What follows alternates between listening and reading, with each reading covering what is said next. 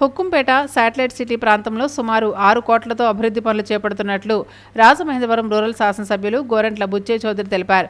శుక్రవారం హుక్కుంపేట గ్రామ పంచాయతీ పరిధిలో చేపట్టిన పలు అభివృద్ధి పనులను ఆయన ప్రారంభించారు.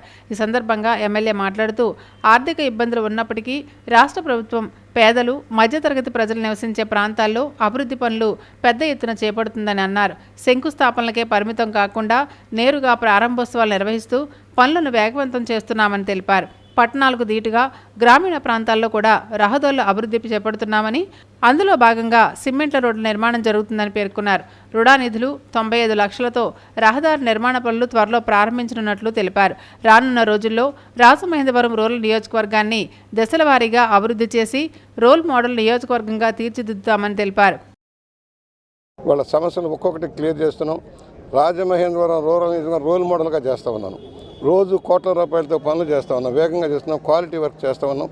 పనులు అనేక సమస్యలు ఉన్నా కూడా వర్కౌట్ చేస్తున్నాం.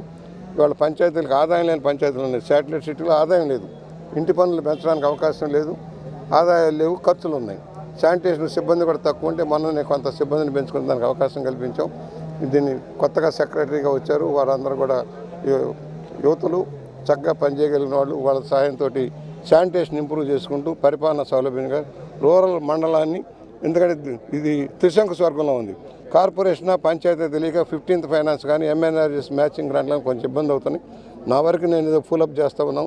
త్వరలోనే రోడా గ్రాంట్లు మరో 10 కోట్ల రూపాయలు వచ్చినప్పుడు ప్రధానమైన ఎక్కువగా శాటిలైట్ సిటీ మీద ఎక్కువ దృష్టి సారించి దీన్ని అభివృద్ధి చేయడం కోసం ప్రయత్నం చేస్తాను సవినయంగా మనవి చేస్తూ